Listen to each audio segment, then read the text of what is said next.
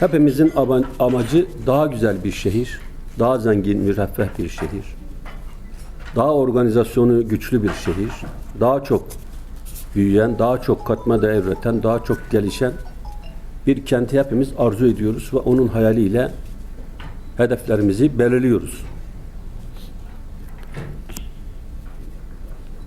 Görev geldiğimiz süresi içerisinde sizlerle sık sık bir araya gelmeyi çok arzu ediyorduk. Ancak malumunuz aşağı yukarı 2019'un sonu itibariyle 2022'nin başına kadar pandemi ve Covid salgını münasebetiyle mümkün olduğunca görüşmelerimizi, özellikle kendi teşkilatımızla ilgili yapmış olduğumuz toplantılarımızı video konferans sistemiyle gerçekleştirmeye çalıştık.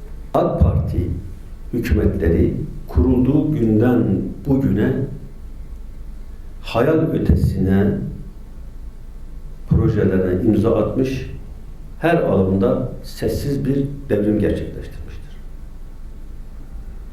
Bunları anlattığımızda saatlerce sürer. Ben Ticaret Sanayi Odası Başkanlığı dönemi hatırlıyorum. 57. hükümeti hatırlarım. Bir yüksek ihtisas hastanesi vardı. Adil Bey bilir belki.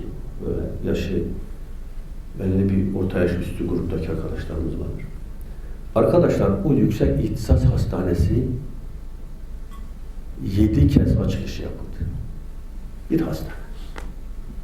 7 kez açılış yapıldı. Her gelen 55. hükümet geldi, 56 geldi, 57 geldi. Her dönem geldi, 2 defa açılış yaptı. Süleyman Demirel yaptı. Tansu Çiller onun açılışını yaptı. Mesut Yılmaz onun açılışını yaptı. Efendime söyleyeyim, rahmetli Ecevit onun açılışını yaptı. Bakın, bir hastaneyi biz alıp temcid pilavı gibi proje diye, devasa eser diye biz 7 defa açılışını yaptık.